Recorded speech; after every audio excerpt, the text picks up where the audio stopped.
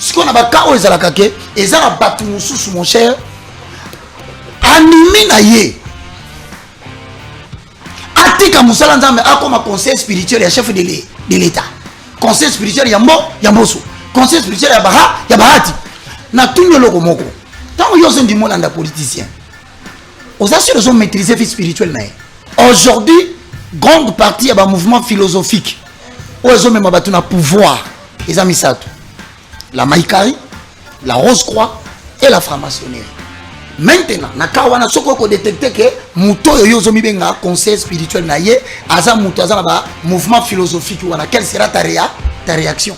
Nakata ba université net nga na université nga za église te pour ba université na préféré na tangi sabatu ke na sala boutique ecclésiastique lobi papa kufia comme ya moi ngai biloko na boy malamu na sala université na ngai na tangi sakabatu makamba bible makamba nzambe na ba livre na nga na chaîne na nga ya télévision.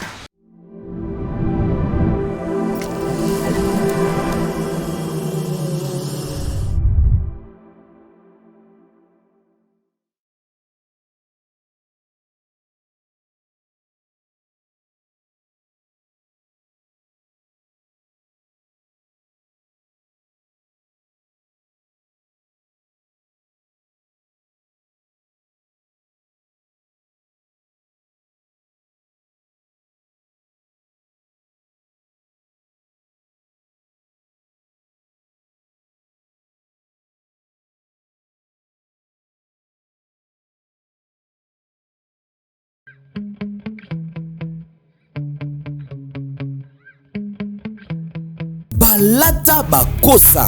Enfin, Molatia solo. Aïe. Rose Couture. La haute couture au rendez-vous. Ponaba événement nabino nyonso. Anniversaire, mariage, conférence, concert et autres. Luka Rose Couture. Po olata kitoko. Batonga bakosa. Pour tout contact.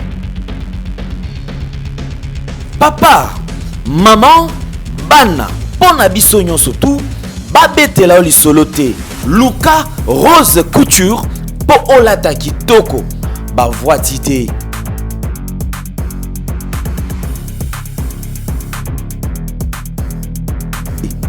Tala, na ngengi batonga, bakosa, ba voitité.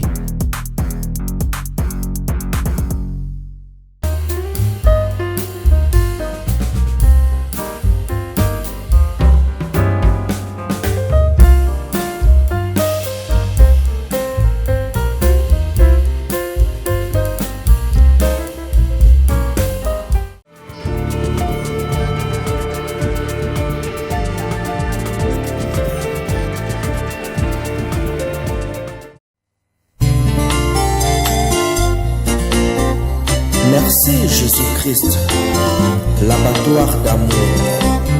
Vraiment, quand il m'a causé au capote, pour la vie à moto, et ça va sauver, et ça va m'abattre. Nazana mbongote, oya kosomba vie. Ya kosombela kalipa yeza pasi Kongo ya kobandaka kofuta pona masumu na ngai alingaki ozwa ngo wabe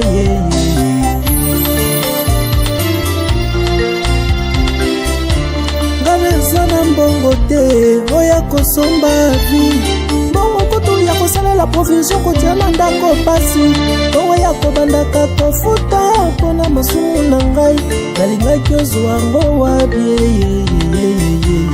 Nasombaka ntaba mobimba Nasombaka ngombe mobimbe Po nakende kotumbango Po nazwa bolimbisa mya masumu na ngai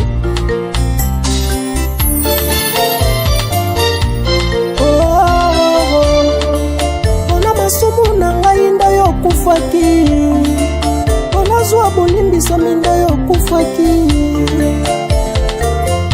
Merci pour la bonne au soleil. Bon après-midi, na bandeko nyonso bazwami depuis quelque part. Les ana bandeko msuna lemba ba ebisinga ki to soit Paul to sombaka kabira na groupe na biso Tiger pour to landa émission na yo et salinga bien makasi. mais boy bête na lemba nazo banda émission na web sabino ki no bande ko na biso ya lemba za lemba terminus to lemba super kulu neza makasi voire même ba lobi na sima maison communale o ya lemba ba kulu na moko baza wana permanent be kiri ezali wana ebele et puis dave besoin déranger nga s'il vous plaît ba na lemba kulu neza makasi ezo legena na bato bakola na lemba koma kulu ne koma makasi tokina masina kulu nezali ba ekiri ezali bano bazana se moyeba leka kulumbe ezate bano bana ndinga moyeba kitana se ezate mais tout ça to charge les pas yanani tokina Pascal ya Pascal kuna Mohamed a tia social toana o bachela wana na ebide so pona nini yepe ko soutenir ba kulu no bazo pier ba tubiloko na se ya Pascal wana na se ya Pondo bazo pier toke koto na monga fula na parlons pas toke na matadi kibala na parlons même pas toke partout kulu nezali ba ekiri ce que sont les générations bana ngoya kuluna pardon et ça na somo moi bana moi mineur boy ndokola kofa te so bola moi na boy akoko ya nayi akoko ya ta 3 na malamo mais soit 6000 cheta komi yanki où allons-nous? Qu'est-ce qu'on doit faire? Qu'est-ce qu'on doit faire? Koulou les amakasi ne Kinshasa. Toujours déplorer que nos bituma est ces aussi la tête. Mais le moment Koulou les amakasi a autorosukapi. Les lots, tous en a Roger Baka. Rendez-vous na biso, autopesa rabino la fois passée. Chaque mercredi à 16h, chaque vendredi à 16h. Vous savez, Maramona biso ya ba TV oyo, babenga ya ba pagano. Il faut autopesa rapétant na Nzambe. Tango na nzambe ngana opesa na benga pasteur na maîtrise na été fona benga mosala nzambe to dénoncer mabe et puis to leni sa bandi ko bana ndako bana ba problème belé donc dans l'hôpital à mama ye mwana comité de Jésus semblerait ba ça elote tant bazo yoka ba rema musozo bimana ba émission na biso o lokola lelo na Roger Baka c'est sûr certain ba to belé ba ko se retrouver et puis nzamba ko consoler pas ko bikisa ba mususu lo ba meni soko za na mbeto hôpital kitoko to lobela mamnini lelo rôle ya église face à la famille et face à la politique. Pourquoi face à la famille? On a vu dans ce pays, tu es bibi soignon ce qui.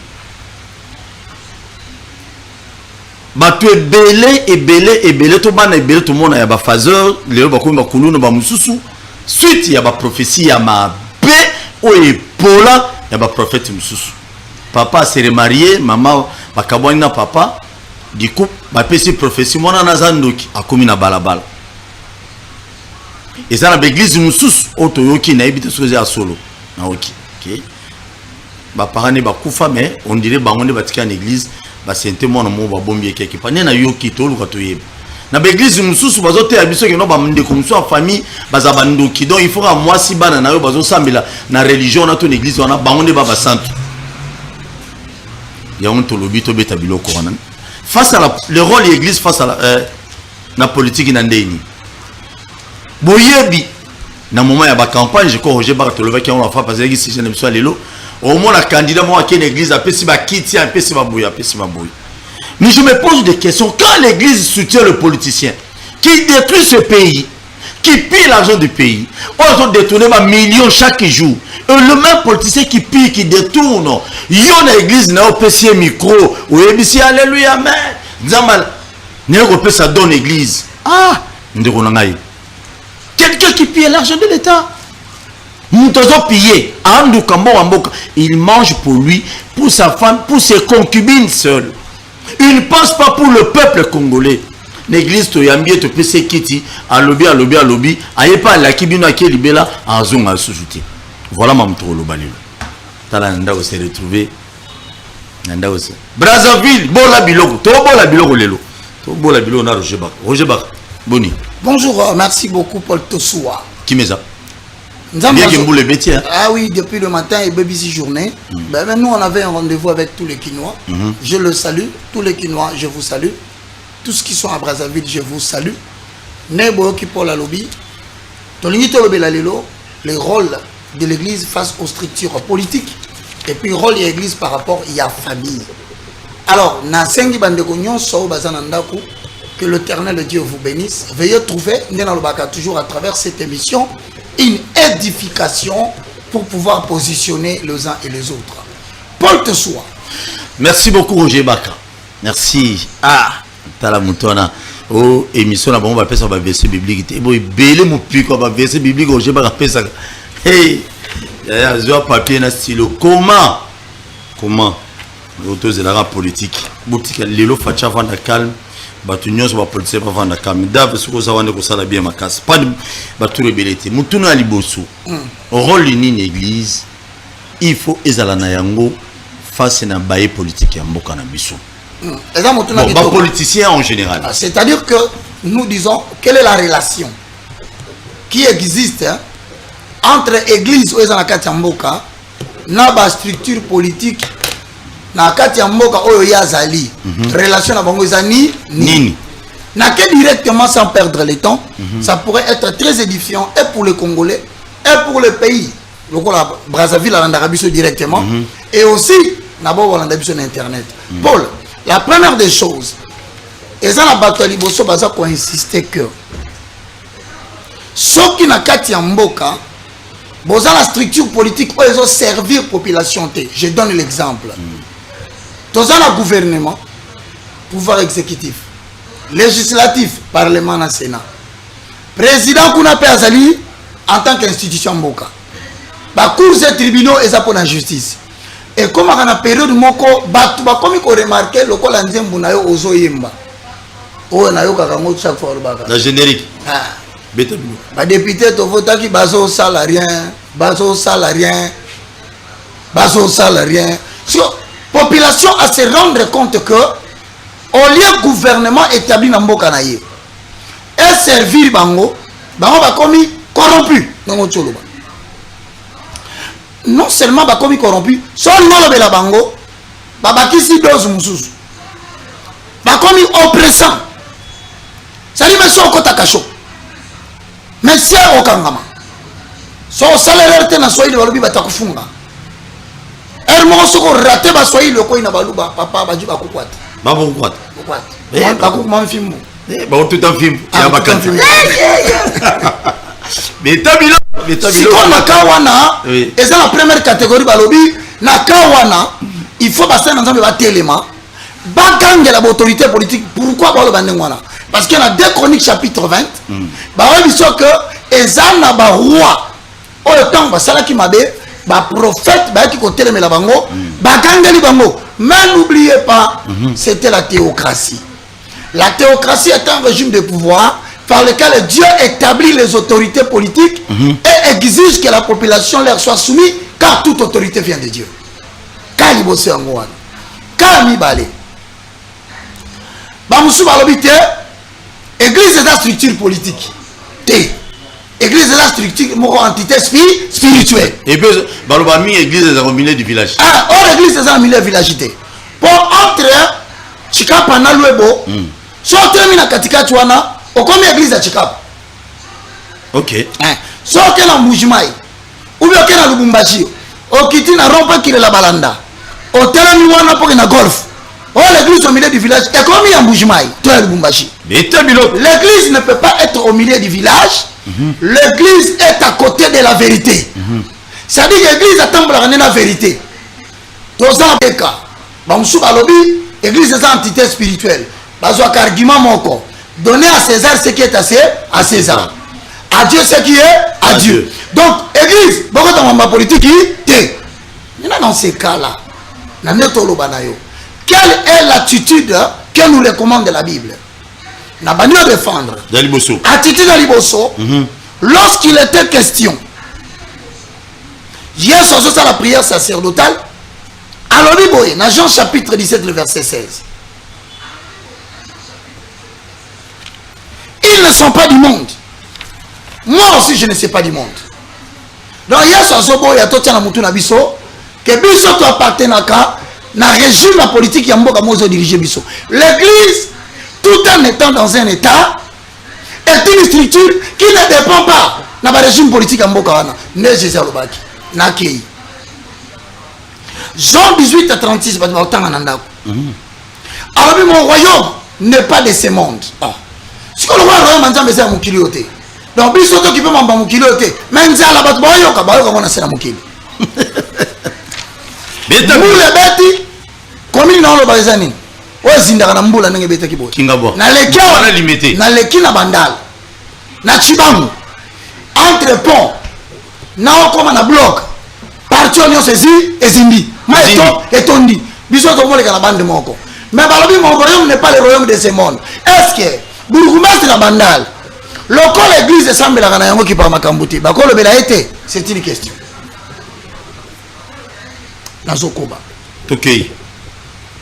lorsqu'il fallait batourner à Jésus en matière il y a impôt batourner Seigneur devons-nous payer l'impôt hier soir quand il de balobi donner à César ce qui est à César à Dieu ce qui est à Dieu mais là quel verset moko et ça 1 Pierre chapitre 2 le verset 13 à 15 natangi na kombo na sur rapidement pour nous poser ba fondement Vous posez votre fondement. ah pas bato ba ba te mambaka to uti na munoko na ye Mais tabilo. 1 Pierre chapitre 1 Pierre chapitre 2 le verset 13 à 15 je lis au nom de Jésus. Soyez soumis à cause du Seigneur à toute autorité établie parmi les hommes, soit au roi comme au souverain, soit au gouverneur. Jean-Tini Ngobila, je salue. Bon retour au pays. Merci beaucoup. Doris Ozok, Barbie. Soyez soumis aux autorités. Il a aussi pas un président, il a gouverneur. Voto Sangobila. Il est maire de la ville. Ouais, na Brazzaville. Ah. Il a dit Ngolendele échanger. Il a dit on a dit Ok, c'est dans la Bible papa. Balobi boyena 15. Car c'est la volonté de Dieu qu'en pratiquant le bien, vous réduisez au silence les hommes ignorants et insensés. Au longo auquel à Romains chapitre 13 le verset 1 à 7 mbango. Romains chapitre 13 à l'objet de Boye, je lis au nom de Jésus. Beta biloko. Dans le Seigneur. Romains, nous allons noter 13 1 à 7. Voici ce que dit la Bible. Que toute personne soit soumise aux autorités supérieures.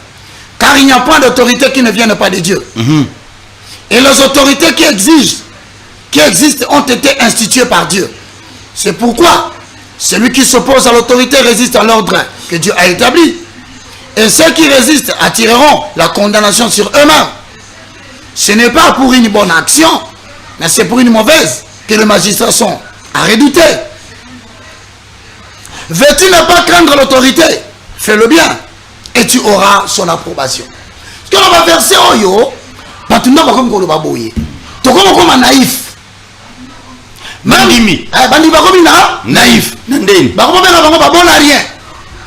Babo? Bon à rien. Bah ok bon à rien. Les tombes na ezaka lola. Bazaka la shika baba yandara bara.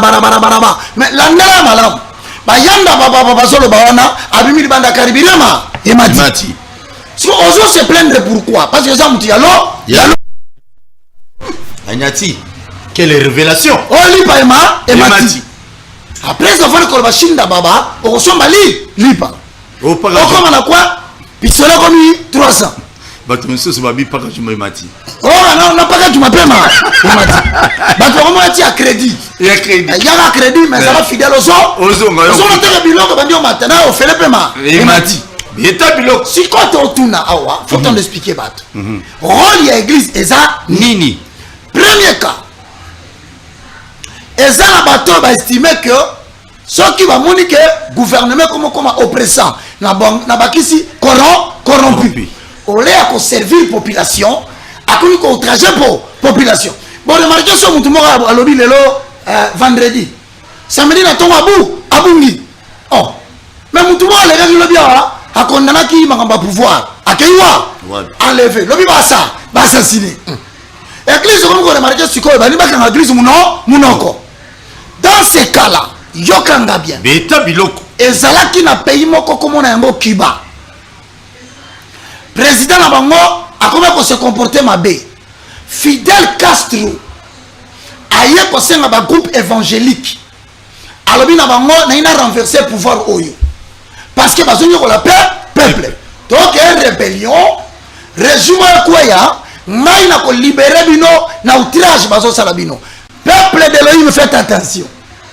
eza na bato ebele bayaka na badiscours ya boye croyant que balingi balibere bino na pouvoir oyo bozomona keza oppressant mais soki olinga baesukaka wapi yoka lisola Fidel Castro beta biloko Fidel Castro aussi bagroupe évangélique babandi kobima na pesi exemple ezakaka exemple lokola église catholique esanganaki na opposition po balongola kasite banosa vérité des urnes po balongola régime ya rais balobi bango bazoconduire peuple mabe peuple anyokwami fo balongo na kati ya organisation wana l'église de réveil mpe ekoti ndenge cop ekomi sikoyo ke toza na bopposant toza na leader moko mpe ya opposition toza mpe na baéglise évangélique bakoti catholique mpe na kati yende leader tolongo babandisi kosala bamanifestation église mpe eza kosoutenir église de soutenir Fidel Castro bien mukolo Fidel Castro akoma président première des choses eloko baremarke na Cuba l'église ebandi kose diviser pourquoi parce que tout leader politique averti soko olakisi ye nzela ya kozwa pouvoir soki azwi pouvoir il faut abrouiller nzela wana mpo mutu mosusu akoleka beta biloko tuta est-ce que vous comprenez en voulant aider un homme politique oubliant la mission que Dieu a donnée à l'église pour renverser les structures politiques, vous êtes en train de commettre une erreur parce que un politicien comme Belon Likambu a lobby 70% à mensonge 30 n'a émission vérité bino dans l'église bon soutenir mon cher église va dire qu'on s'est divisé tout le monde a mis barré Fidel Castro à ça là akanga l'église l'église est permettre qu'il y a bokonzi akangi bango pona nini so atiki bango bakokutana na policier mususu alors c'est le coup d'état voilà pourquoi l'église ni sur le plan local ni sur le plan national n'a reçu mission de renverser les structures politiques ou de se rallier à un mouvement subversif pour faire tomber le pouvoir. Nous avons tellement de l'eau. Abi église va soutenir na tosala coup d'état. Ni nezola sabino. Tant coup d'état le salema. A osala na bino to ofana na bino. Même chose. Oh salema pas Fidel Castro naibaka le moindre, le plus petit na mona on a kata mboka yo.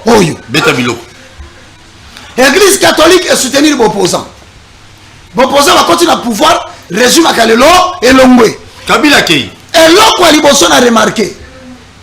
Église musulmane n'est pas. Et Panzani. Nana Panzia Yango. Et comment il balait? Parce que politicien, Akoluka Mutoyo, quelle que soit sa conviction spirituelle, aya ko appuyer position politique na ye. Soki obandi koboya, okomi danger pour la pouvoir récolter. Non, qui solo, je salue tous les musulmans. Babunda na stade. Ba policier ba kufa. Mi tout que tout mama. Pourquoi? Et comme mi lorsque tu vois dans une religion, ba comme il a deux têtes. C'est que moi que je collabore na pouvoir. Monsieur comme il y a opposition. Il y a moi ba ça exact. Ya mi balé. Voilà a pas musulman monsieur ça. Beta bilok. Église de réveil au Congo. Et Panzana. ERC. Moutouazaki responsable, c'est le général Soni Kafuta. Est-ce que, à ce moment-là, bien, est-ce que l'union va sur le plan politique pour la ERC à la Naki, na tunika mituna. Bon, bien que c'est là, il y a peut-être un bayamaki à l'obagi non. Et l'eau comme tu as joué la présidence, tant le président Félix Ambaye Bango, ils ont massou batika ekuna. C'est qu'à côté de la toilette. Donc à côté de la toilette. Beta biloko. Beta biloko. Le on appelé bateau, c'est pas moi qui a dit. Ah mais non. Ça c'est Sony Kafuta. Il y a mon talobaki. Parce que il y a moi expliquer biso. Les bandaki wana. Il y a moi comme tu as expliqué biso masuba ni la kisini nini. Beta biloko. Et moi là que ça selon ye. Bola biloko. À côté qui. Amila ni ma ina libanda. Mais mai wana babaki c'est là qui na quantité. Donc il y a Mélanie Maïté. Comment Mélanie? Donc il y a un qui est malade muté. On a même interprété. Il y a un qui est malade muté. Article bango sanitaire liboso masuba. D'autant à Zongi. Si quoi?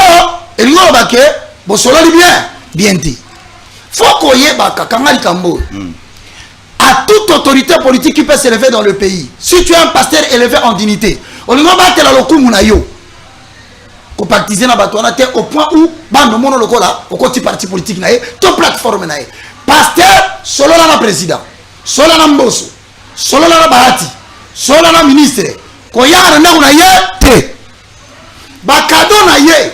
A kotika on a 4 églises ba yo ba mo na beta biloko. Soki o konti na cachette, valise ozui, o tient la poche. Politicien a filmé comme ça, ça là, beta biloko. Pour l'objet on risque de se rebeller contre yé. Abimise le prévu. Ah, tout ça là-bas, ça va prêt. Sonika futa, prévu bima. Si quoi na likambu wana, to lamuki na tongo, to yoka, église de réveil comme miba. Chaque photo ka 15 ba mon ray. Moko ezali église de réveil elle, sonika futa. Alors que mandat na ina necessité abandi mandat na ina na sala ta conférence, réunion liboso te assemblée généralité. Je salue mon frère Dodo Kamba. Dodo Kamba. Va voter, monsieur. Malamou a commis président des églises de réveil. Parrainé par Albert Kankenza, bien sûr, parce qu'il y a des responsables. Je le salue avec tout le respect, mon très cher évêque. C'est de la reconstitution de l'histoire. Il y a évêque Albert Kankenza, tant que Azolonga, parce qu'à Tikakit, à Tikinaye et RC. Vous me suivez très bien votre histoire. Alors, sur le plan documentaire, il y a commis archevêque. Donc, avec son intérêt sur évêcheté. Donc, ma église de réveil est liée thématique du conseil stratégique. Mouta comme évêque les ananisoni kafuta.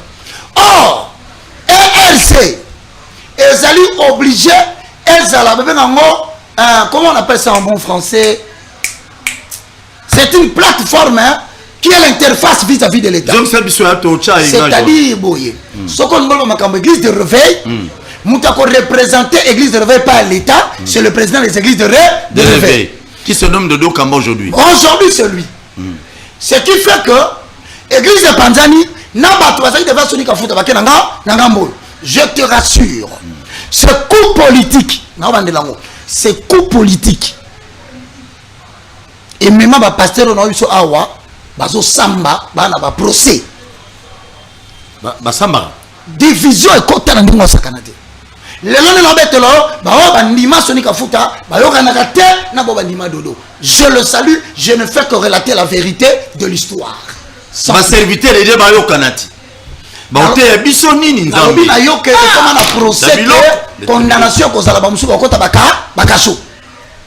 Si ko tango yo zolinga okota batuka show fomi tuna ka motuna batu nini so kani ngoko sabaninga batuka show mais bazana tort c'est-à-dire muta falsifier qui document muta falsifier qui règlement d'ordre intérieur mo kanga ndeni parce que muto zo ngo bundisa s'il est appuyé par les politiques ceux qui va politique pouvoir politique en asana atazana tort ba kanga été do bino boko risque ke bolo bino ne bozo courir toute la chose parce qu'on ne lutte pas OK va le bien.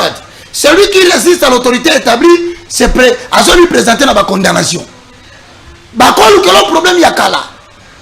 Peut-être que tu vas voir janvier 2020. Hein? Dans le 1er janvier, tu le 10 janvier, au Saraki, nous a été. Mais ok, mandat de mener quoi et quoi? Oh, nini, au Saraki, nous tel na monga fula, côté à bypass. Voilà, non, c'est pas ça, français. Tu vois, ma il y a politique. Mais c'est différent la prison. On te prévient déjà. On peut te monter un coup. On ne joue pas avec les structures politiques. C'est pourquoi l'église l'ancien Gabino, toi qui ne faire la période électorale, boyo kagabe mission yo, Tommy Benda avant pas pour ma biso roi bamouche. Ba koso ba salut aventure, na pesa aventure. Beta bilo. Na butu boye balamuki. Ba côté l'église na batiki manduki ba boki na pelouse, ba boki quelque part. S'ils veulent le faire, ils vont le faire. Je ne dis pas qu'ils le font. Je dis c'est une technique machiavélique. Lobi na tonga bakangi. Bakozo mwana mwasi moko. Lokola usotelemela bango. Batindie ako embelo nzambo ya bayuda di Kongo na kata mutu ya mutu. Yes. Nzambo ya bayuda ko mon cher. Ba ye nzambo bayuda na kata mutu ka. Na kata mutu ka. Wala na chantier to na balabala. Si yo kaka ata na chantier. Yes. Etabilo. Tika ki chipi na wana, ayelo penza mabayuda ya bayuda. Yo batose batenze mbati ndongo pona ni. Pona ni. Oyo ke bandi. Ni bandi. Kamana meme ya Yes. c'est wa no bete mais ya kwetu muno momo konza chikambia balala yo keba bota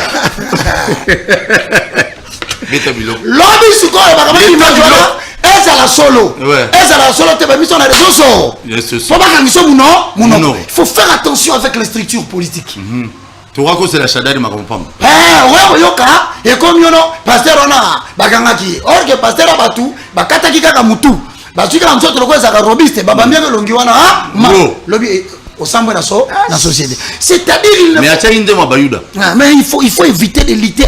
C'est pourquoi on appelle ça pasteur conseil de Tolanda boy mam non bawa bon moi on la mukie mais bon tala ndenge e panzi église du Congo et sambo ici ba pasteur pourquoi vérifier ma camonio ce sont les cas les politiciens baloba te ba nasima beta biloko ndako na ngai mais chadara za suna mo wana te bon ngana yebite te na bi chadara comme alongwe ko ba ku wana ko tamote bon ngana yebite mais on a yebi tangu kaka Fidel Castro a commis le pouvoir à Panzab église nasima kangi église pourquoi parce qu'il comprendre que non donc c'est là qu'on les canadiens l'église il y aura pas de canadiens signés.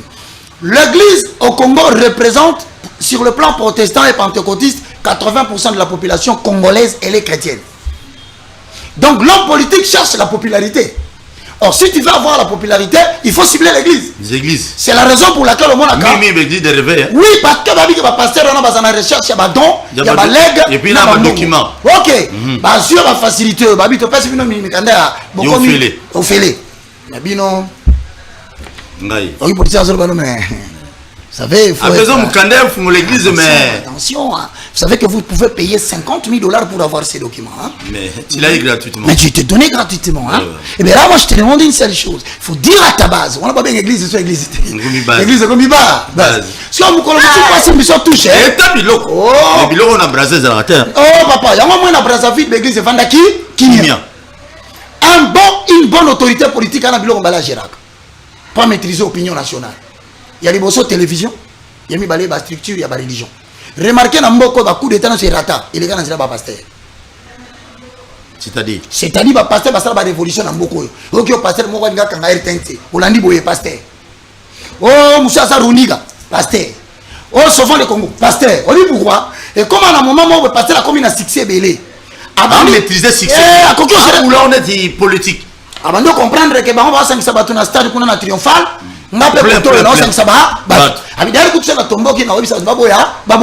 Quand tu commences cette guerre avec l'autorité politique, sache que tous les coups sont permis en politique.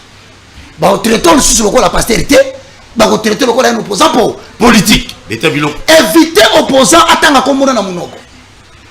puisque les lots opposant membre de la catégorie dirigée. N'a pas ce exemple le nom de pasteur va commis oh non je suis le pasteur de la présidence.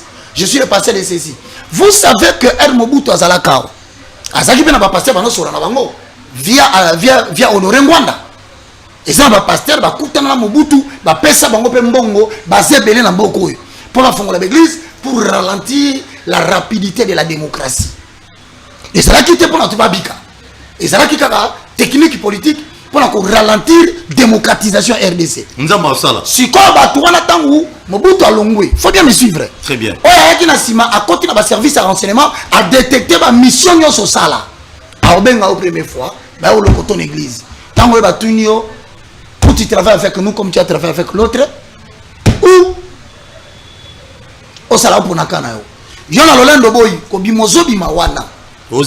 Ba dossier bandi. Soit tu es livré à la mort physique précoce par empoisonnement, j'en connais qui sont morts. Soit tu es éliminé par des criminels, soit au Mikitisi, on dit mieux le bas proposé, donc tu n'es plus un homme de Dieu. Mingi siko na kata makambwana, ba koma bato bazo utiliser bango pour na kopanza l'église, pas comme ma bato na kata église, les mêmes pasteurs. Très bien. Dans le danger. Si on a ici, pour ainsi dire ceci, par rapport à la politique, un pasteur peut refuser de participer à un régime lorsqu'il sait que la population souffre et qu'il va proposer le fait même de refuser, c'est déjà contribuer pour le développement de la nation. Yasuka. Tout pasteur qui estime que mboka oyo azosambela parce que je te le dis la vérité sur 100% ya barequête tozwaka na kati église na kati ya bauniversité ndeti nga na université nga aza na église te mpo bauniversité na préféré natangisa bato ke nasala boutique ecclésiastique lobi papa akufi komi ya mwana ngai biloko ana na boyi malamu nasala université na ngai natangisaka bato makambo ya bible makambo ya nzambe na balivre na nga na chaîne na ngai ya télévision sikoyo na baka oyo ezalaka ke eza na bato mosusu mon cher animi na ye atika musala nzambe akoma conseil spirituel ya chef de l'état conseil spirituel ya mboso conseil spirituel ya bahati na tunyo loko moko tango yoso ndi molanda politicien aux assurés sont maîtrisés vie spirituel na ye aujourd'hui grande partie ya ba mouvement philosophique ozo mema batu na pouvoir eza misato la maïkari la rose croix et la franc-maçonnerie. Maintenant, na kawana soko ko détecter que muto yo yozo mibenga conseil spirituel na ye aza muto aza ba mouvement philosophique wana quelle sera ta réaction parce que dans tous les trois mouvements philosophiques il y a des sacrifices toujours pour maintenir le pouvoir soit les sacrifices des proches soit les sacrifices de masse ndola mugana tongo kino ndambu bazindi na bandondo okino ndambu wakufi koto. Mais comme à la période où on a élection, au moins on député, sénateur, autorité politique, commune, tebele balimwe. Bakyo konduka ba force na bango pour na ba renforcer ni na bango. Ce qu'on a kawana pasteur. Okolobani ni très bien. Neto tiki maloba pour la structure de la famille, yondo ko développer. Merci beaucoup, merci, je crois bino bato maïkari, bato rose croix, na bato ni no lobi. Franc-maçonnerie. Non, franc-maçonnerie. Bango kutu bana problème té. Yonde muto ye wana ba webiso pasteur. Awa yo ndimo dia mbongo na biso. Au nom de Jésus. Auto église ne comme munene. Soko yo au nom de Jésus. Kota awa mais soko zo te ya côté ya sous repentance té. Côté boyaima. Komeka ko telemela biso te ko tanga pe ko mona biso na makamna yo té. À partir de lelo yo te ya kaka la grâce. Il ngona sake ngolu. Na bénédiction. Atatu sumuki. To sana se yango ngolu. Atato beti biloko na sens péjoratif. Tout ça na se yango yangolu niyo ndimaka masu. Très bien. Merci beaucoup. Bande on a biso no sobozola na biso je crois que non émission langai oyo bakinoa balobi na pesa rabatu maloba po babimisa o bango bazana ngo beta biloko yango wana nde beta biloko bimisa nyonso zana mpona intérêt à petit peuple na ya bakonzi muso bazola na biso. Des fois les émissions qu'on fait bino na ndako bokanisa komba konzi babenga ba intervenir raté bo boulene ba mbala non il y a aussi des autorités qui suivent ça et ça ba musu bala nango bazui ba tie atala non na suivre vraiment biloko bazali. Donc moi je vous aime bien. Donc qu'est-ce que là ma famille pour te fungola téléphone déjà ERB chaîne de on a biso Roger Baka émission bozo ngokuna mais kuna nde ba lekisa ngo la clip et oui clip alors mbongo zo bimisika. Oui, Babylone on peut siler ce clip ya tonze moto album ya musicien ezala ya mukili ezala ya ninyo so ebimisika. Oui, ils ont goumandé dans la victoire dans la place publique ezala soutien. Et là que bomi musique chrétienne c'est l'avarice et les désirs insatiables de l'argent. Bah comme ici carrière, musique chrétienne comme carrière. Ça dit que Moutou a commis un point qu'il vise l'argent avant de donner ce que Dieu lui a donné. Voilà pourquoi tu voilà pourquoi tu vas bailler. Ça dit que tu commis un business. Mais en général, bon, c'est parce que Moutouana, je le salue, c'est une icône, Yambuka. Je le salue, mon frère Denis Ngonde, que Dieu te bénisse. On a travaillé dans Mingi na mais Denis Ngonde, je pense qu'aujourd'hui, et là que combattre Denis Ngonde, Ezali, non. Ezali, la concurrence déloyale de la musique en tant que business. Pour moi, le loba, tu vas cotiser beaucoup de musique. Il y a Chakachi, Chakacha, Chakachi, Chakacha, Betabilo, Samelogoro, Brotokobro, Brakatatra. Ils ont compris. Ce que Biloko Wana, et comme les chrétiens, comment c'est pour la Biloko Wana. Pour moi, Moutayembi Batubaleli, et comme il dit, difficile. Que Moutazo Mbapena Boye, ma ami se quitte Moutaleli et ça a sauté. Yamaï Kalamba a sauté. Ah, papa. Pour des Kitioyo, Kitioyo. Ozoka Biloko Pina Burumpela. Je salue Burumpela.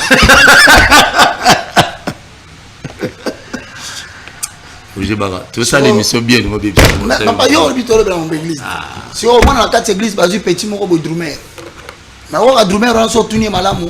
abongola ne motema te banzela na mutu luluka lumumba ko bien aza drummer o no utini modèle na onani oh j'ai sali au papi kakol yebisanga siko j'ai sali papi kakol dans le passage nenyo c'est la modèle papi kakol dans le passage à papi kakol oh mabine uta na lola yebisanga loka nonga beti gura uta tebi kina kala so beti tura ton kumbata kum ala maramoko wala bashamukwale ya kopesa moya be ya kopesa ntambe c'est dire que ce sont des gens et bon bakenda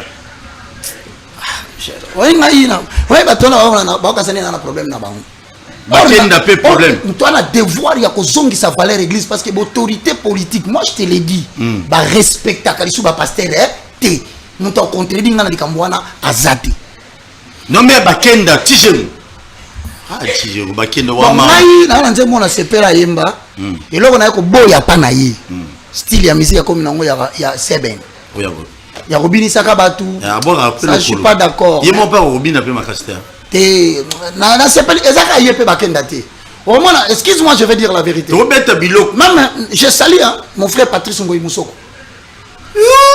mais au moins pe eloko ane koteli frère Patrice Seben donc yo d'après Seben ya mabe non Seben to sana woni les désirs de l'esprit sont opposés aux désirs de la chair l'église fait danser les gens spirituellement et non physiquement parce que mutu soka yambi Yesu à naître de nouveau ba sentiment na ye comme ko se diriger vers et rapprocher vers nzambwana yo ka nzembo lokwa nzembo e mae fongolela nga lola o e mae sopela nga nkembo na yo kiposa komata yako mata na lola ye oh yakoyemba na oh e mae okokoka kobina te ata balobi ke biso baluba tozaka minyo nyonso fo luke to kaka e mae te okobina te okokoka te parce que somo ne simbia nanzo mosika na uti pene ngai nako kende tambola nako tambola te ya senga mise en demeure abi apemi ayembi azana ba faire azo sala asenga ki apema non papi kakola betela pe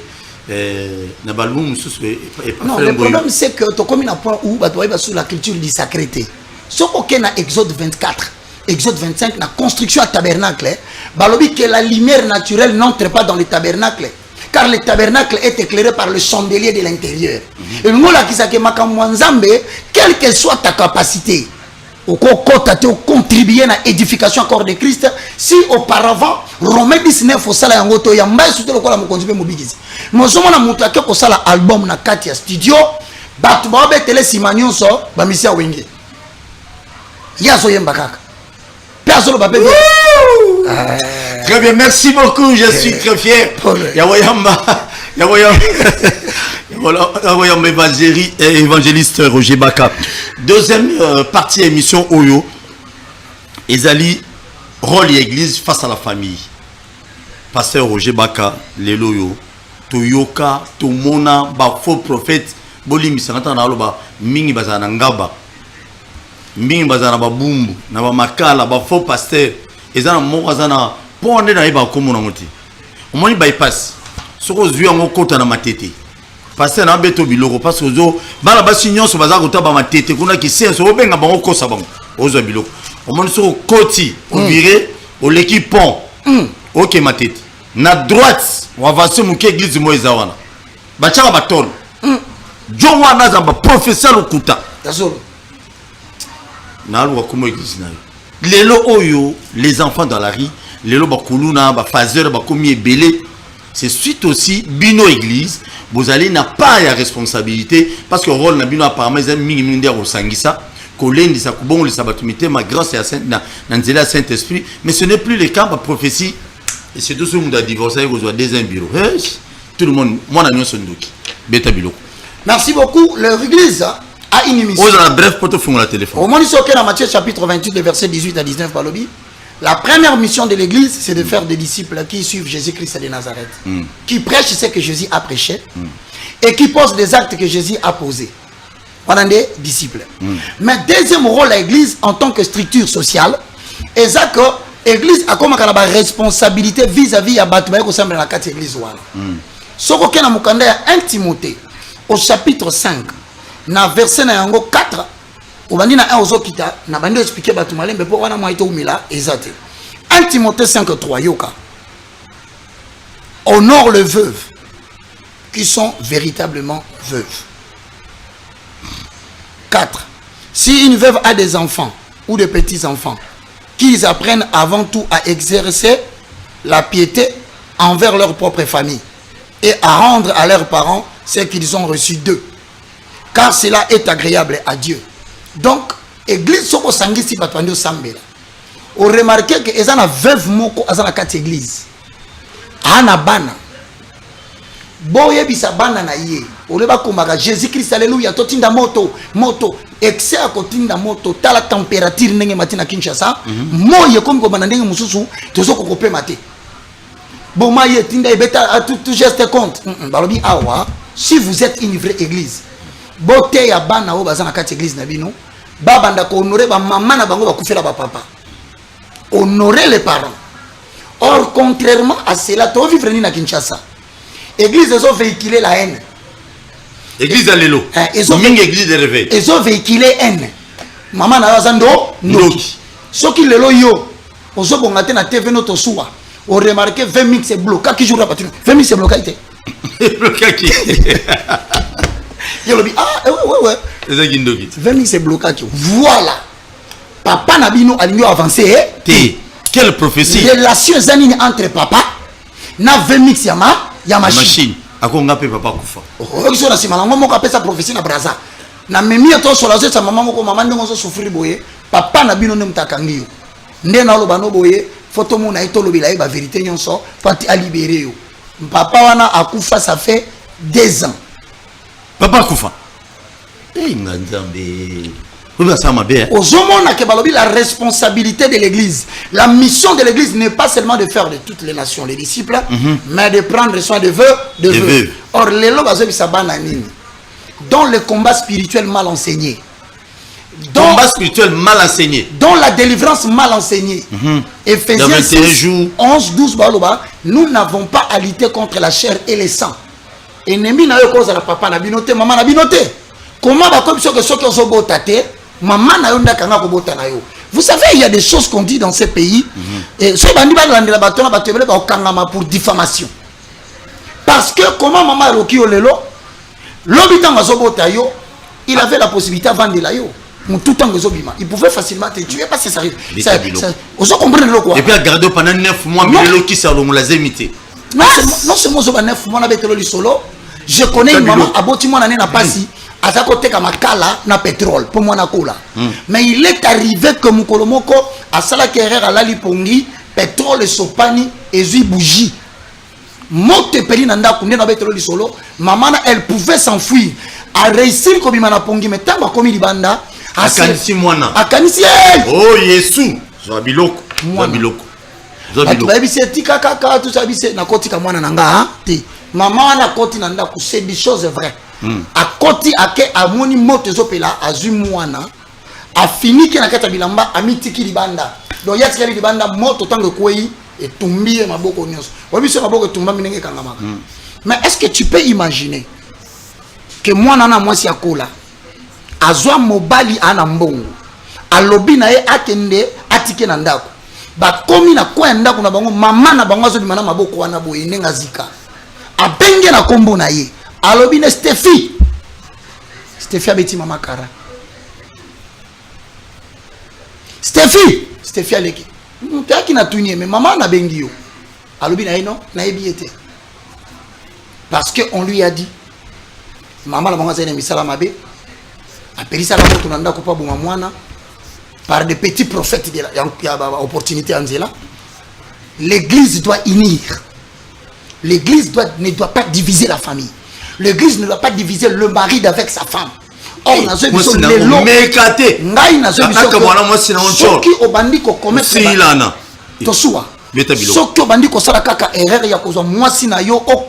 un pasteur sans que on contrôle sans que la causerie na bango ezani. Yoka technique. Oyebi ke mobali na yo azaka na film moko ba magalibanda abota mwana mais koyebi sa mobali na oti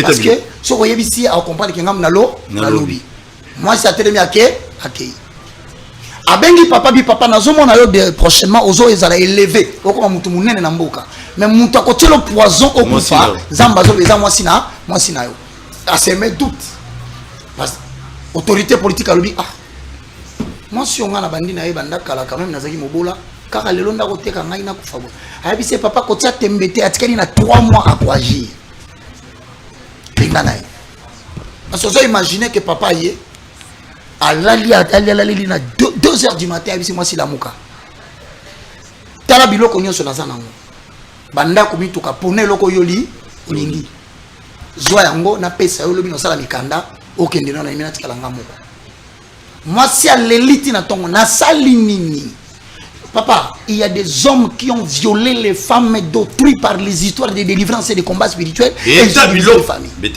moi si nango meka yo pasteur kutanina soda en face ya même ligne asimbi munduki atelemi en diagonale na de bonheur nga nazoteya bato loko bato atekaka na tosolaka na bango bien akangi elongi azosekate aotalanga na munduki na ye asimbi kaka bord obuleke gachete gota 4 nabi oyo mutu azotalanga nini on na bande sa bango nini nabi il y a des gens bakoti na banda kwa bato il y a des petits enfants qui sont des génies azakana débordement intelligence makambazo sala ezo déborder mais la bakolo ya lobaki mwana wana azana kindo azana lokadi bumuzema munene o azana balutu na ba fourchette alia kamisunya papa na bango papa maman lui ah je comprends pourquoi on m'a licencié balongola nga likola mwana o oyo abengana mwana na tuna mwana ngona nani soda atiremia soda chaki borbo tant na sirisi ko na poussa na singa pasta na okaikanda mabeta nguzoluba na okaposa na beto atakosa munduki.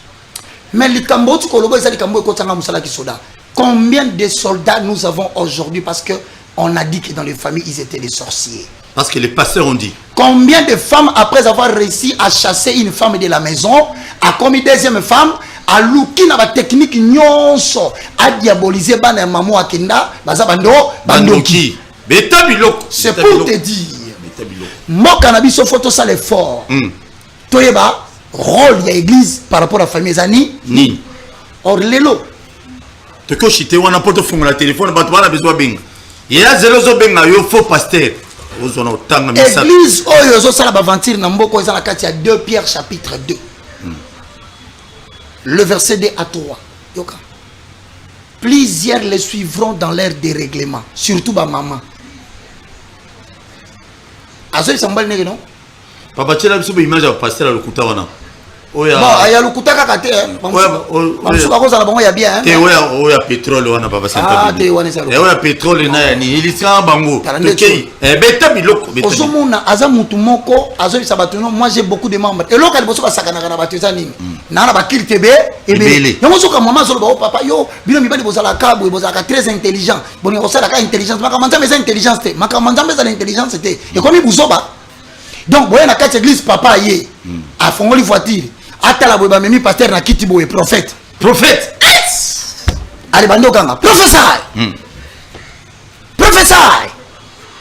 wani ngazo kota ne baganga razo asakolati siko papa mutaza na valeur alongo la solution valeur nyonso do ba réduire yo na niveau moko na bana na yo na mwasi na yo awo za mundimi mamba ko ba yaza ezate donc ngaba me ngana kiti ngane roi ba memi yote ba memi de pasteur pour yo nani ya tabe mission so ça na teva so ke kuna passer linga réduire yo donc ba so ça na si awa ngaba kutana mo je suis l'ange de l'église ndo so mona papa moko amona que l'équitro maman bunguye l'équipe loka boye passer la termi qui peut donner à Dieu offrande moko munene maman koti sur boko akamati mutuka wana papa bimi déjà kanda a sepelité akei maman si fungo la ti atiki na ba passer aboy 2 Pierre chapitre 2 verset 3 par cupidité ce que moni pasteur azwaka 55 minutes ya kosenga mbongo 10 minutes à côté ya bima il travaille pour son ventre pasteur à cause de makambo ya 10 minutes avant de soigner na mona te va finga na bato yeba kana so ba 10 minutes la kate ya parce que ozo bundela 10 mais pourquoi bato ba pesa ko 10 minutes ba bundela yango yo komi ko bundela yango et komi bilei na yo to ndengeni par cupidité yo ka bien beta biloko ils trafiqueront essence par cupidité ils vous exploiteront au moyen de la parole trompeuse des anines à quoi un verset moko abimisa ngolokola un texte na bimisi on a carte contexte à salango prétexte na la kisawa alors bien boy avant Zambe apambola Abraham asenga ki apesa Isaac ce qui est vrai ils ont la carte Bible mais elonga ko bisa yote c'est que na suka Isaac va remplacer qui est empaté bazu Isaac bazong c'est Abraham or elonga so biso wana c'est biblique mais azo utilisant comme un pas après biso personne Zambe Isaac na yo donc personne Zambe lokona ya motu la bénédiction de l'Éternel n'a pas de contrepartie. Bon. Ozane loko ko pesa Nzambe te po apambola yo. Et loko ma casse Bible lobi Israël. Qu'est-ce que l'Éternel attend de toi? Si ce n'est que tu n'obéisses à sa parole, que tu mettes en pratique les paroles que je te recommande aujourd'hui. Servez l'Éternel avec crainte. Un point c'est tout, il vous bénira. Il y a un moment ici quoi topekisia. Rôle l'église Moussezani Niasuka, il faut visiter les malades dans les hôpitaux. C'est aussi. Faut aller voir les prisonniers dans les prisons. Église Nabiso. Église de réveil. Ba passer à miner noyo. Oyo ba attendre ba policier. So ki mbongo linge bima. Aïe la église. Yoka stratégie makasi église. Le la pasteur. Drum ezangate. Drum. Po itaka mwa ambiance. Lembisa ka mutu ba raisonnement. Kitara basi na kombo ezangate. Solo net ya kapaya ezangate. Kapaya. Non. Ozo wana je. Trandanda. Wana mutu kuna atala ko église abandi.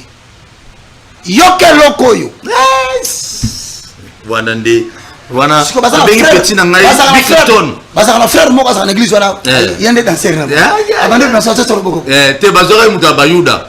Danser abayuda. Azo sala passage. Asenga biloko.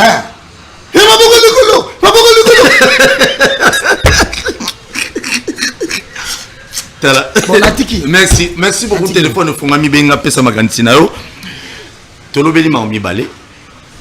Il y a liboso rôle ya église face à baie politique ezali ndenge nini. D'après Bino le politicien, est-ce que toujours comme ça tout le monde entend to la kati ba église, ya mibale to ko lobeli solo ya ba conflit ozali na kati lelo ba fazer ba famille ebele ba couple ebele panza likolo ba faux pasteur ebele o ba toni na Kinshasa mobimba bazebele appel à liboso. Allô bonjour. Micro téléphone s'il vous plaît. Allô bonjour. Oui, le numéro émission oui. Tous allez en direct toujours au papa lobini obengi ap komunani. Bon, là comme on a frère Siro. Frère Siro, quittez le volume de la télévision s'il vous plaît. Comment un frère Siro? Toujours au beta biloko. Bon, là, la famille na yolo. Na yolo, toujours au kalam. En fait, Aline a félicité tout d'abord l'émission et puis a félicité Pasteur Roger Bakanalanda qui a tout moment d'intervention dans l'émission. Merci beaucoup, Kiro. Le banane est vraiment édifiant, ma casse. Et puis, c'est pas une fois moi le biwana, il y a ma maman. Mais on se mettre beaucoup plus dans ma pasteur qui m'a papa nanda. Et ça, la réalité, c'est le camicolo. C'est choquant, ma casse vraiment par rapport à l'émission. Il n'y a pas molinga pour naïe à qui liboso. Article a toujours la verdict bongo. Abunga ndela c'est comme les autres pasteurs parce que ils sont pas chrétiens. Les autres disent que les pasteurs est belé basé à Kubunga. Merci. Il dit qu'il basé à Kubunga. Alors il est tout ça mais là toujours dans Nzambe article à la position à de nos sakamabe. Pas chanter à Nicolo yo ba de la musique en Nzambe. Pas changer de là ba continuer science occulte. Il faut pas qu'on s'arrête na kombo en Nzambe. Pas pasteur est belé ba homosexuel ba continuer science occulte ko ba de rabatu. Na kombo en Nzambe. Et on se na Hollande pasteur Roger Baka édifiant ma. Oui, bonjour. Obeng biswa pi kombo nani papa. Le moment makasi s'il vous plaît. Kombo na ngai frère Kosendene. Papa, quitte ma volume à télé, na yozo pesa biso retour s'il vous plaît. Ah bon. Oui, quitte ça pena volume à télé. S'il vous plaît, là, quitte ça. Merci. Beta biloko papa Aaron. Là, c'était la camingue vraiment la pasteur na posoli kombo. Roger Baka. Merci. Roger Baka vraiment Zamba Pambola yo. Otia kamalamo. Mais c'était la no bandaka vraiment na landaka moni soki na liboso ya télévision. Na moni yo ozo liboso ya télévision. Ozo la télévision na vraiment na landaka yo makasi. Merci beaucoup papa. na sepelaka na baide oyo bimisaka sito me nayebi bien ke bapasteur ebele bayinaka yo te balinganga te papa oh ngai conseil na opesa yo kaka kolandaka bango mingi te merci yo lobaka kaka bosolo epi kozala ennemi na bango te amen kozalaka ennemi na bango te soki omoni bango sepela na bango pesa bango mbote partager ce qui peut ou bokoki ko partager amen kozala ennemi na bango te yo salaka nde musala na yo po mutu oyo aza na ba raisonnement malamu akotala makambo zolo ba pe azolo oyo ayebi bible akomona ke vraiment oza na raison ozolinga kotia pe peuple na bandimi nyonso tu na nzela merci beaucoup nzambe apambola yo zala na courage oza pe nanu jeune zala na courage nzambe abakiselo mikolo ebele pe na boyebi ya mingi po oyebisaka biso makambo eza important. Merci beaucoup, papa. Merci beaucoup. Merci beaucoup. Je crois qu'il y a longtemps, vous avez bien, bon de la bino pardon, comment Yesu Masia qui tient volume à télévision, pour tout le cas bien, pour tout l'élection d'antenne bien. Sur vous saturé au kata. Allô, bonjour. Allô, bonjour. Allô? Oui, bonjour. Bonjour, maman. Bengo api comme on a dit, maman. Kombo nanga mama Clarisse Mbouyi, moi je fais à Mosole Nzambe. Oui, maman Clarisse Mbouyi, bengo api. Oui. En tout cas, Nzambe alola apambola Roger Baka. Amen. Apambola makasi, nazala ba commentaire ebele ya kosala te musala ozo sala yango nde teza nango bosenga. Mokile na kukufa. Mokile kufa toze bete bisika ni tobi kotia makolo na Nzambe alola kanisela ya ko baka kozala ninga zawana biso toza sima na ye. Merci beaucoup maman bobo de la mingi pona ngai. Merci. Mwambui ngape bonde la pe pona ngai. Ate batsa open na prière. Abo tshana na prière. Mwambui yebisa papa na poko bonde la pe pona ngai. Bona pona ngai. Vous savez les émissions, bah émissions tout ça la boye.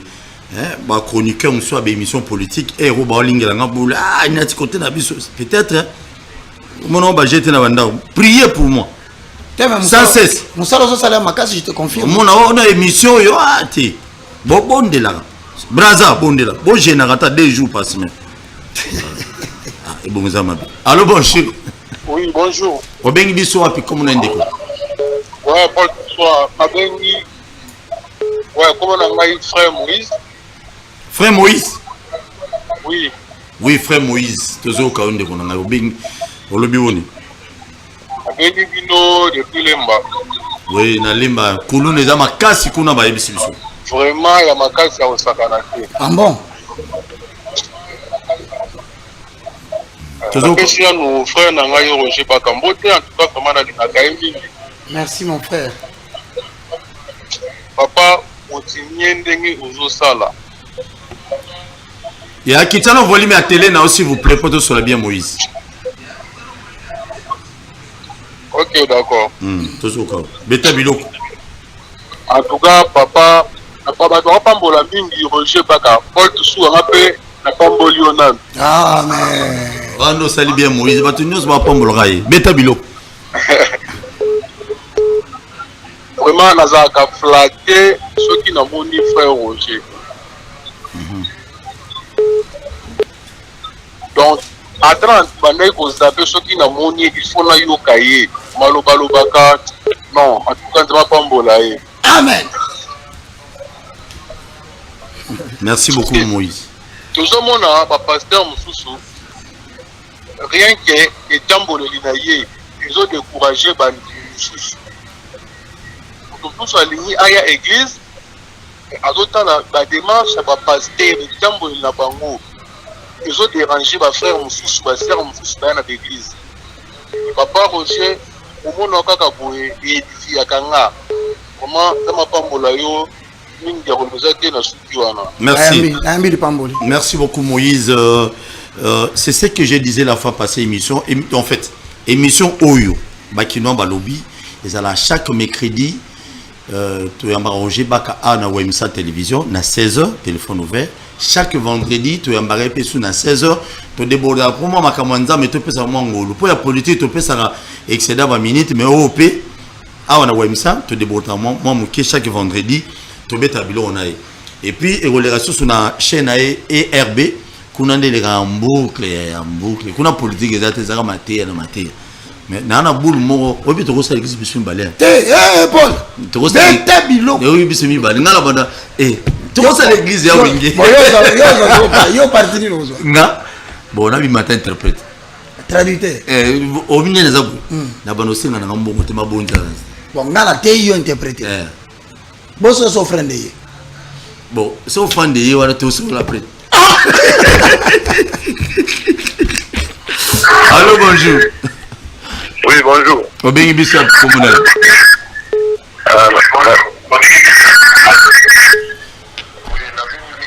Il y a un principe d'émission qui tire un volume à la télévision. Pour tout sur la bien.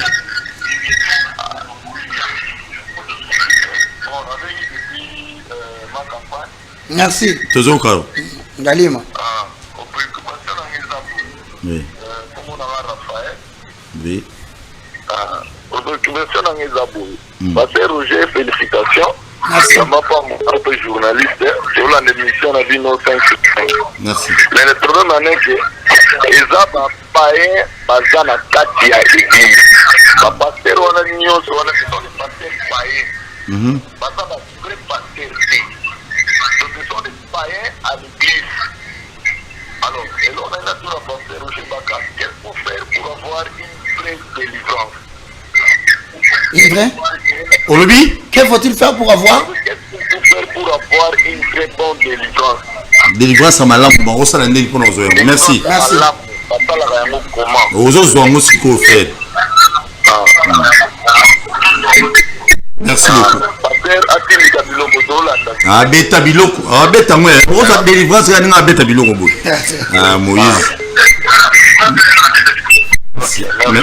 Merci beaucoup. Quitte à volume la télévision, tout sur la bière. Allô, bonjour. Allô, bonjour. Obengi Bishop, comment on a quitté volume la télévision, s'il vous plaît. Na bengi bino na commune ya Kisenso. Bana Kisenso na pesi mino mbote. Nazolanda émission ya quittez le volume s'il vous plaît. Quittez le volume à TV. Merci. Beta Bilo. Vraiment nazolanda bino na pesi félicitations pour Roger Baka na papa Paul Toussoua. Et loga na osenge pa ya papa Roger Baka na université na ye. Vraiment a formé ba Roger Baka ya mike. Donc il a mis épelé pour la Merci. Ndeko boki ça volume à TV ko ils ont saturé même na banda boyo kake et puis ça bien te quitte volume à télévision et puis tout yambio bien. Allô bonjour. Allô bonjour. Allô bonjour. Oui bonjour pasteur Baka. Bonjour papa. C'est moi, Zanga pasteur Antoine. Ah, enchanté pasteur, merci. Pasteur Antoine, quitte volume à télévision pasteur. Je encouragé papa Roger vraiment hein. Je encouragé papa Roger hein. Oui. Vraiment encore pambola vraiment pambola na parole na yo na vraiment. Azola msankor bana nzambe na ndenge bazaki déjà kokufa vraiment pambola. Merci beaucoup. Merci. Merci pasteur Antoine. Na conseiller kaka garder aligné wana abungate. Merci. Pour éviter que tout le monde ait un retour à la parole, on y va changer, mais ça va pas. Merci beaucoup. Nous avons gardé vraiment, gardé tout le monde a fait pour nous, vraiment, petit peu, ça diable, vraiment, mon aïe, très important. Amen.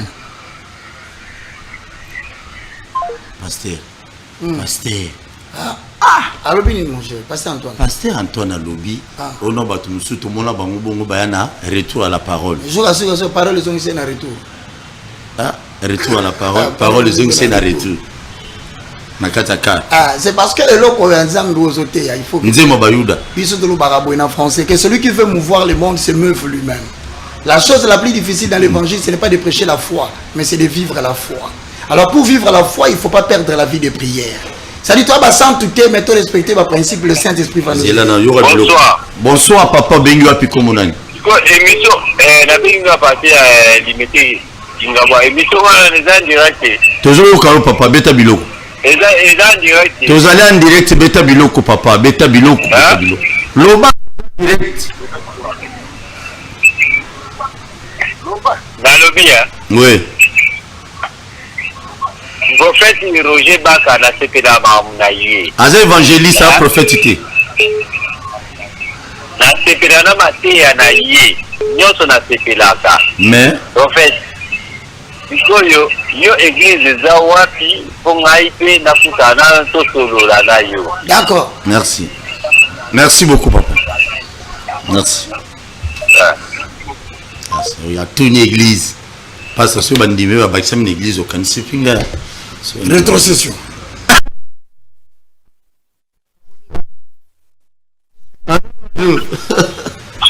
Allô, bonjour. Le Canada. Tu es allé en direct Indeko. Ben puis comme on a. Bon, na ngana pesa ka mbote papa Roger Baka nzambe apambola ye abundela ye pe Paul Kisho nzambe abundela yo abatela yo vimula ye au nom de Jésus-Christ. Amen. Voilà ndimi yango ya mobimba. Beta biloko. Merci beaucoup. Sambela répondre biso bo gêner pour na Roger Baka 3 jours. Faut bon ngai bo gêner pour na ata pour na jour mo na ndam. Mercredi na vendredi to za makasi. Mobimba. Wana mercredi ta to zo to beta biloko. Keba na ba pasteur mi o minene wana. Allô, bonjour. Allô, bonjour. Oui, Obengi wapi komonani? Allô. Obengi wapi komonani mama? Obengi na komina ngalima. Oui, tozo ka mama komonani. Komona mama SP. Mama SP, beta biloko mama SP. Obengi na komina ngalima to nika to pesa bino na mbote buso. Merci. Merci. Na s'intéresser na makambo papa Roger makasi. Toza victime na ba matea mabe ikolo akoza ba pasteur ebele. Libota na biso ebungami na makambo ebele akoza masonge ya ba prophétie ya mambo ebele. Lelo libota 11 personnes epanzana. Bana lelo bande kwa mibali bakoma benga kaka bandeko ya papa ya basi banduki akozi ya pasteur opazaka na komina ngaliema. Ambo Na quartier Musei. Comment on a Ambo walibala. Lipesa te ya mwana ya komikita biso batata mwasto ya mbongo libala mais pasteur ali mbongo ya libala ya mwana na biso makambo biso tozomona na ba famille ekomi kolekela biso makasi yango ena yoki papa Baka na zupi nya révolte na souci na pasi apesa ngaka adresse bonga ina sambela susuté ya cause ya pasteur moko azaka na komina ngaliema awa na quartier Musei pona bigi Musei ezali liseto bongisa okiti ngela na droite quartier Musei. Beta biloko mama. Ngana akokolia dim akokozo offrande akokozo action de grâce makokozo mbongo ya libala ya mwana ya batu timi. Mais biso ana zone salama na quartier Musei. Pasteur alela biso mbongo ya mwana ya libala abenga biso bandoki akabola famille papa ya mwana ngo utokufa biso nika mstolie ya biso muyaya ya mwana wana uteko kufa kaka biso mstolie na biso so ba professeur mo za ka solo to peza ka lokuta et style sanga poso ya kokende l'église mais non na mileli bi place na zali na bite fona benga. Mais papa na biso muto osala émission oyo nzamba pambola yo. Kona nzela émission oyo ngana yoki papa Baka pe na komi moi consoler. Mais na zaka na posa adresse pona eba. Makambo ezo sala mana zone na ngalie mala quartier Musei bato ebele ba yebi yango. Si. Merci beaucoup maman, merci beaucoup. On va te donner le numéro et l'adresse de l'église à Roger Baka à la fin. Ça fait merci beaucoup maman. Merci. Oui. Réalisateur papa Simon qui merci. Réalisateur mon papa Simon Kimbangu. Ah ouais, Kimbangu c'est pas ça maman. Botika biso de ça maman na biso. Ouais. Il y a une carte na biso. Ah. Papa Simon Kimbangu. Boy poni. Faut ça chanter. Kimbangu c'est pas nganga. Allô bonjour. Une carte biso. Allô bonjour. Yo bengi biso comme on a. Bonjour papa. Il y a qui dit ça volume à télévision pour toi yamba bien. Je suis désolé, on m'appelle Essili. Ok. Avant cela, et ça passe. Vous savez, Bible Lobby n'a quelque part, L'éternel Dieu créateur nous parle d'une manière à d'une autre. Job 33, 14. Comment papa? Job 33. L'éternel parle tantôt d'une manière, tantôt d'une autre. 33, 14. 14. Mes chers frères, un pasteur qui nous lit d'autres yaba. Il y a papa et maman. C'est là aussi dans Zongi Siko et pas Banjouz. Bon officier ministère public. Ce sont les infractions que vous devez chercher pour aider le petit peuple. Pour célébrer le mariage, mais c'est avant le mariage religieux, les parents, avez-vous reçu la dot dans le main de votre... Il y a moi qui reçois dot et moi n'a pas tout. Et le monsieur Balobi il est à l'aise. Mon Dieu, nous sommes dans quel univers? Non mais c'est anormal. Dans moi, on a eu bon ali pasteur. Non, le bas côté m'insulter. Mais la gorge dans le bosso. Non, le lobby côté m'insulter réalisateur au quatre. C'est regrettable, mes chers frères. Il y a des prophètes, surtout des prophètes, comme Belé na Kinshasa, mais évitez vraiment. Attends, vous êtes cop. Et puis, bateau qui n'a mis qu'à bino maman. Aujourd'hui, vous regrettez. Vous me dénoncez. Mais tant que vous avez une église, il y a solo, il y a le bandam, il y a solo les alliés, vous ne partez pas. Bon, il y a une église, ceux qui passent dans la chaîne de la télévision. La télévision, c'est là que vous partez. Église à Mandala, qui n'a raté pourquoi? Église à Mouké à 20 et 30 personnes qui n'a raté pourquoi? Après, pourquoi il y a et après? Et après,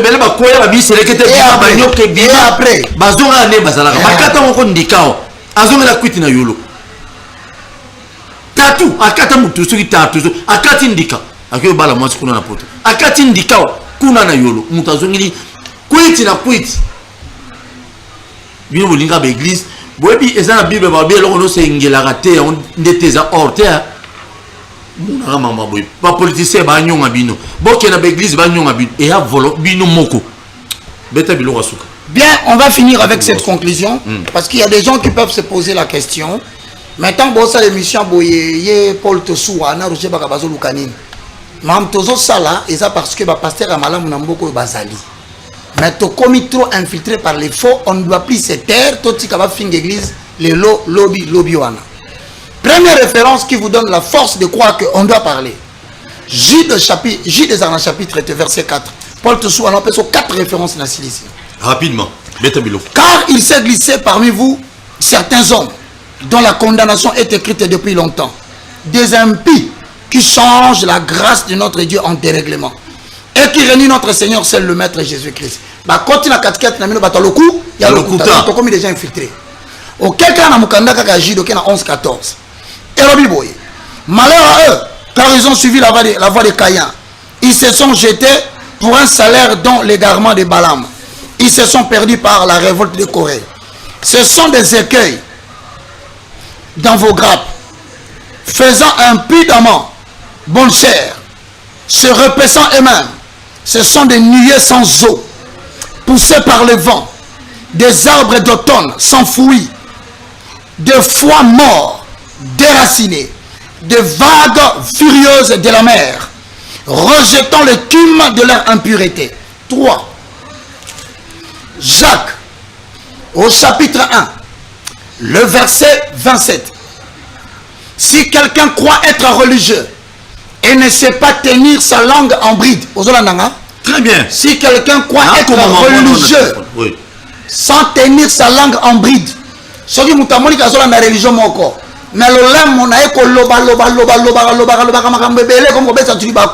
la religion de cet homme est vaine. Donc le sang monnaie à le cou, il y a le couta. Verset 27. La religion pure et sans tache devant notre Père consiste à visiter les orphelins et les veuves dans leurs afflictions en se préservant des souillures du monde. Religion à solo. Exacto, église catholique ezali couloir ya kufa. Église catholique ezali chambre ya liwa. Balobi yango te ko finga ba religion te. Est-ce que l'église na bino bosi bona ko tala orphelin? 1. Bo sala opération ko tala ba veuve. 2. Est-ce que vous se préservez la bassuire? 3. Nancy ici. Tite. Au chapitre 1, le verset 9. Voici ce que dit la parole de l'Éternel. Ce que nous avons dit à Tite, nous avons clairement quelle est l'attitude qu'il faut avoir vis-à-vis à Batouana. Mais et là on comme ça ngawa ndeko moko alobi nanga koyina bango te so bokuta na bango pesa na mbote rapidement ngaso na bisende ko nanga poison e comme pesa na mboko na balolenge bele mususu za ya mbote mususu za ya kolade mususu za poignée mutu quoi mususu za poignée mutu ko simika ka mususu ya climatiseur. Alors pendant okufa no kité na conseil opesi nga na zongo na tepembeni na keko senga bato batelemela ka bantivale lokola ba porte soa ezaka na te popa la salle émission en religion oyo nde ba ini na nenga telemela ka ba politicien ezana ba député provinciaux o soki pola obika na quartier na mama etondi pola komi monguna pola otuna mutuna pola ote pola ya bible albi na komi monguna na bino pona biso bino vérité pourquoi bolingi biso soto ko ya to sala ka mambo bino bozo sa pourquoi bolingi batu nyonso to pengwa to la nanzela moko na sukisi 2 Thessaloniciens chapitre 3 le verset 11 à 12 nous apprenons cependant qu'il y a parmi vous quelques-uns qui vivent dans le désordre et qui ne travaillent pas mais qui s'occupent de futilité. 12 nous invitons de tels gens et nous les exhortons par le Seigneur Christ à manger leur propre pain en travaillant publiquement. Quant à l'attitude par rapport à Bato Balinga Rabi Soté, 2 Thessaloniciens chapitre 3, le verset 14 à verset 15. Avalons les rouleaux et posons les fondements. Il est écrit. 2 Thessaloniciens chapitre 3, le verset 14 à 15. Et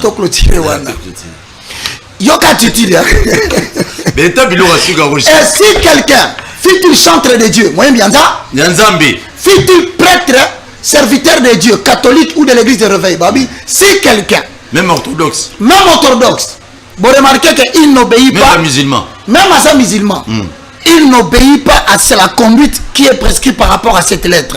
Notez-le, 1, 2, et n'ayez point de relation avec lui. Au moins, il a pas bonjour, Beteka, Kara. Yom tozo bangana yamba ina sala kwa promesa te. Bible boy. Ba vérifier que ça là qui vaseline surtout moni que ça qui vaseline mbote ka. De deux. Ba vérifier que yo sexe point ça ya yo. To yo ki ango vérifier to. Attendez moi ba yu de bando beto. Spéculation te pour ba ko se ba sala nzambe makamu. Mais si tu remarques que tu as solo mbote sili relation ka et katani mais yo que lo baba so igege pe lo bamaki oh so e maki gege to peki tu beli njo mana robeta lisusu nana ko rebeta so que moni pasteur abeti yango se kaza mutu ya gege est-ce ngata komba mutu bon 15 il est la gege ne le regardez pas comme un ennemi et lo ba peki biso yango se bo sangisonner mutu bo sola na été bo tala ke lokola mungu na te mais avertissez-le comme un frère donc so moni ndeko moka koyaki to décider to solisa ote to boy ko solution pour nani pour yo ka soni pour lokola bato ba ko filmer biso boye et umate ko banga bato ba no mona ndete za profession ba stopper ba ba ngaki balanda bon pe bakati mais ici balobi ne le regardez pas comme un ennemi exacté bon ba ko finga ka na télévision ni no mona mikolo yo boko likambo le katalungwa kuna ya zandumba te asa munguna te to si to sanctionner ye to kangeli. Deuxième sanction, to boy ko lobisaye. Pas yo kasoni. Troisième sanction, to mona munguna na biso te. Na ina senga skonzambe, so pesi autorisation. Na pesi na suga. 30 secondes. Pour la prière. Dis-moi si ya maï kalamba ça va?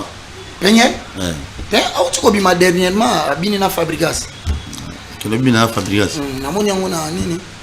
Na YouTube. Mais boti ka rappel ko lobaka moi si kalamba. Ex. Bolo ba rappel exister parce que mutu ça ko be la maladie en PC. Ba bigi se bolo te que ex maladie en PC.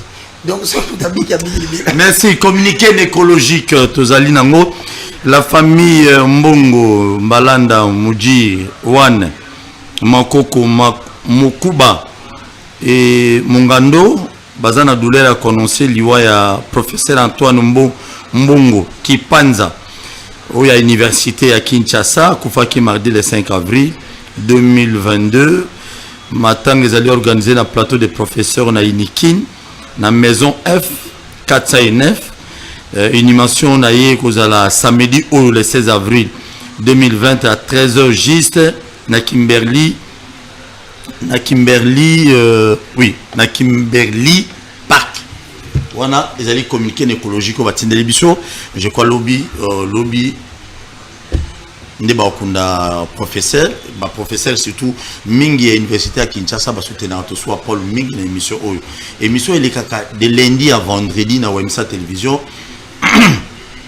de lundi à vendredi na Wemsa télévision à 10h juste na 16h juste rediffusion chaque mercredi chaque vendredi à 16h to yambaka évangéliste Roger Baka auto betaka ne bilo hotel mambo ya molimo makambo ya nzambe donc les rendez-vous n'est pas manqué chaque mercredi et chaque vendredi na Wemsa télévision sauf on prévu hier voyager tout le monde a déplacé né des fois to go tchabe émission à Kala. Je vous aime bien ceux qui to lobi ba politicien na biso bazo bebisa mais biso ba congolais to ko bebisa te ceux qui détournement ba millions ya ba milliards tozo yo kango mais biso peuple to gagner le côté to ko bebisa te on ne peut pas perdre l'espoir le moment te ngai na to zana nous vivons il faut qu'on a toujours un espoir il y a faut la kaka o e bomami pona yo lobi oyebi angoti ata pasteur na lia ki dot ya mwana bino apandi famille et cause la mwana na yo le loza fazer parce que prophète wana aloba ki mwana na yo andoki akomi fazer mama yaya ki noluka mwana yo mais quand ya nzambe kozala makasi likola ba serviteur de Dieu c'est biblique botea ka gege bien et bon ko beaucoup dans la vie nzambe li felo minimo kota ngako na okina ngana lolo pas ça beta bilo s'il vous plaît si adresse OK bande ko batu na bosambela adresse nazala kana d'abord na pesi une information nazala église te moi j'ai pas d'église locale ba bâtiment ba offrande ba dimi na boya na ngabilo ko na boyi ba problème nazali na université de la foi chrétienne ezali moko na funa moko na lukunga ya lukunga ezali na bandal avenue Kimvula 253 rond-point Luputa en face de l'école Maristela kuna tozalaka mercredi na samedi 7h30 à 10h juste condition gratuite yakana bib yakana pep na kaye yakana stylo offrande te ntasengi offrande ngo na zate yebana nzambe oyebandeni mando kabila ye otanga 4 socles autant que ça va livrer ça 4 choses en personne yango au somme bango mo ka $15 mais progressivement pour l'anda court bien ce que monique na courant de la semaine nous en attendait tozana funa c'est-à-dire na Gombe na avenue du Livre numéro 44 en face il y a médecin de nuit dimanche de 7h30 à 9h juste kuna to pesa ka module avancé pour na bateau yo ba sala kamisala bazana tante lokwa ba Paul okoya na ovandi oyoki ma nzambe ozongi na mutako songo frande azate mutako biso pesa dima azate parce que tozo former ba disciples ba yebana no Bible le peuple périt faute de connaissance beta biloko asuka alors pour la conclusion nanga na sengi nzambe utanga na kokabola na Paul na régie na kati ya libonde lio tika nzamba bikisayo na kati ya libonde lio nzamba peso makasi mais na kati ya loyembo oyo kola soutenir yo pona kobondela mais na kobonde na kati ya loyembo ya onde ko kabola biso beta permission beta biloko menga ne voix na loyemba ndezata na Getsemane yo melinke nyoyo ya minyoko mawampe pasi ondimi koko malisumu eloko yo sala na nuteo yo moto umelina bosantu ebanda boni yo koma lisumu yaya nanga yo bongi na yango teo ezanga nde na meritaki pasio yo